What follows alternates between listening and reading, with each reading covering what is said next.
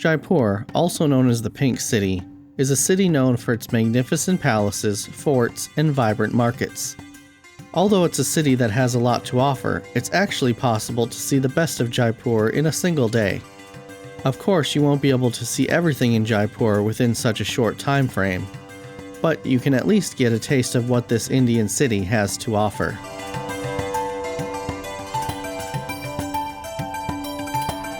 This guide is designed to provide a suggested itinerary for just a one-day visit to Jaipur. Divided into 2 sections, these attractions can be visited in any order. However, we'll be going with a recommended set of morning and afternoon visits. Jaipur is Rajasthan's capital and largest city, so there's a lot to see and do. Get your bearings in the Pink City on foot, starting from Hawa Mahal or the Palace of Wind. Jaipur's most distinctive landmark, the Hawa Mahal, is an extraordinary pink-painted, delicately honeycombed hive that rises a dizzying 5 stories. It was constructed in 1799 with the purpose of enabling the ladies of the royal household to watch the life and processions of the city. The top offers stunning views over Jantar, Mantar, and the city palace in one direction, and over Itinerary Bazaar in the other. There's a small museum open Saturday to Thursday, with miniature paintings and some relics, such as ceremonial armor, which help evoke the royal past.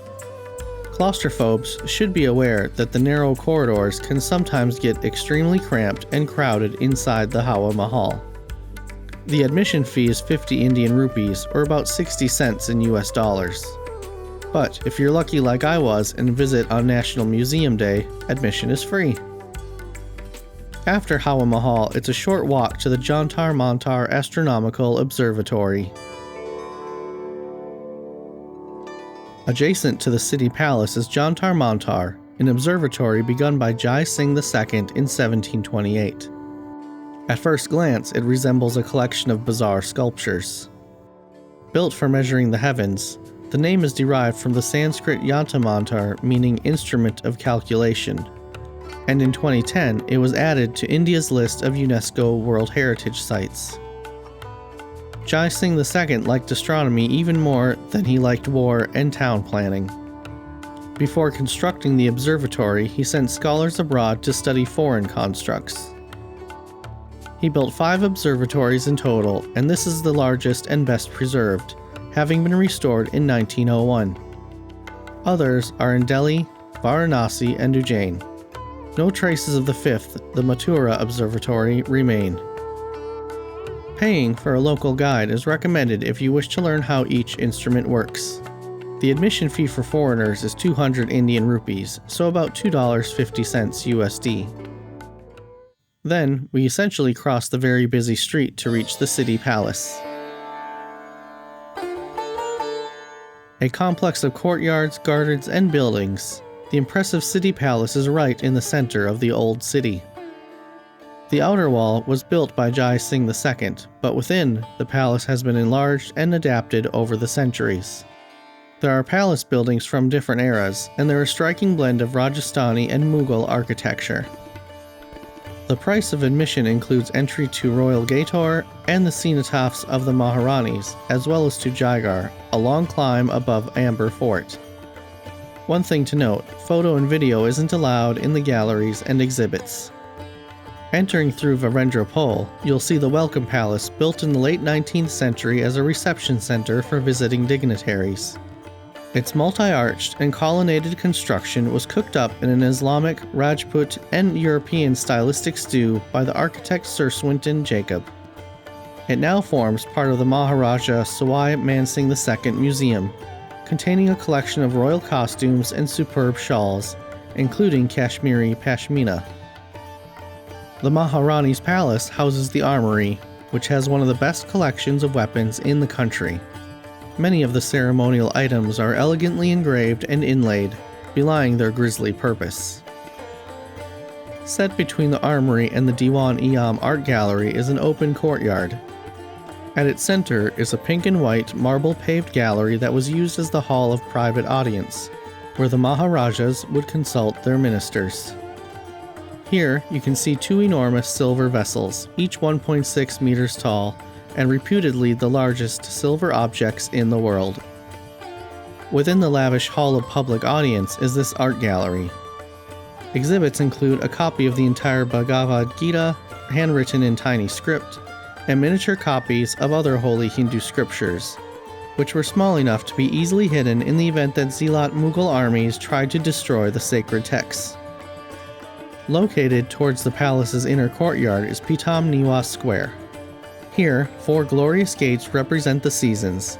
The Peacock Gate depicts autumn, the Lotus Gate signifies summer, the Green Gate represents spring, and finally the Rose Gate embodies winter. Beyond the square is the private palace, the Chandra Mahal, which is still the residence of the descendants of the royal family. You can take a 45-minute Royal Grandeur guided tour of select areas. There are a variety of ticket options for admission. Now the last stop for the first part of the day. In Bapu Bazaar, you'll find shops selling fabric and shoes. It's a favorite market for the women of Jaipur. If you want a souvenir to remember Jaipur, browse the block print textiles, something the city is known for. After grabbing lunch, it's time to start the second half of the day by traveling 20 minutes outside of the city. Referred to as Amber Fort by the locals, but known to the English as Amber Fort.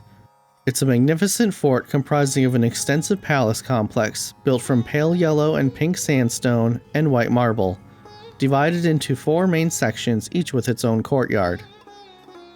It's possible to visit the fortress on elephant back, but for animal welfare reasons, this shouldn't be considered. As an alternative, you can trudge up to the fort from the road in about 10 minutes, or take a 4-wheel drive to the top and back for 450 rupees, good for up to 5 passengers, including a 1-hour wait time. Personally, I chose to walk the stairs. It was a good workout, offering a chance to take in the scenery. For night entry, admission for foreigners drops to the Indian price. The regular foreigner price is 550 Indian rupees, about $6.50 USD. However you arrive, you'll enter Amber Fort through the Sun Gate, which leads to the main courtyard, where returning armies would display their war booty to the populace. Women could view this area from the veiled windows of the palace. The ticket office is directly across the courtyard from the Sun Gate.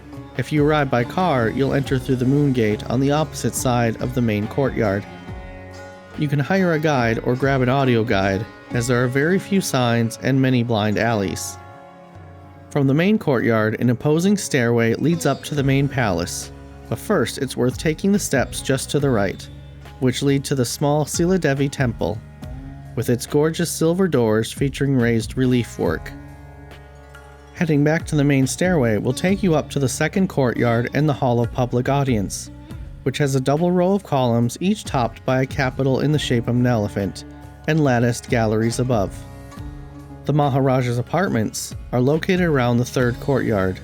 You enter through the fabulous Ganesh pole, decorated with beautiful frescoed arches. The Hall of Victory is noted for its inlaid panels and multi-mirrored ceiling.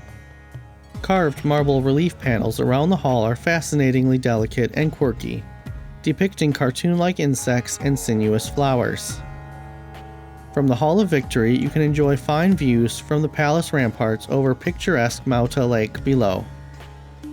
The Zenana, secluded women's quarters, surrounds the fourth courtyard. The rooms were designed so that the Maharaja could embark on his nocturnal visits to his wives and concubines' respective chambers without others knowing, as the chambers are independent but open onto a common corridor. Within the Amber Fort is the Mirror Palace, and the last attraction for the second half of this one-day itinerary. Begun in the 16th century, the Shish Mahal, or Mirror Palace, is one of the most interesting attractions within Amber Fort, a UNESCO World Heritage Site. Here, you'll find thousands of tiny pieces of mirror tiles spread out over the walls, ceilings, and support columns, along with colored Belgian glass and gemstones to create floral and geometric designs. According to local lore, the Shish Mahal was originally designed to mimic the night sky. The queen was supposedly fond of stargazing, but strict rules regarding women outside made such a prospect difficult. As an alternative, royal architects built the Shish Mahal so that if one were to light a candle, its reflection would give the appearance of stars in the night sky. After leaving Amber Fort, there are also two side attractions that are basically quick photo opportunities. One is a local stepwell, the other is Jal Mahal, a palace situated in the middle of a lake. I chose to skip both of these locations. Now, there's one more extra location that isn't necessary but can make for a good photo spot if you have time. Often referred to as the most colorful door in India, Patrika Gate greets passers-by from Jawahar Circle in Jaipur. Built in 2016, the gate contains a colorful cacophony of hues depicting the history of Jaipur, India's famed pink city. Through its vibrant hand paintings, Patrika Gate gives visitors a look into the culture of Rajasthan.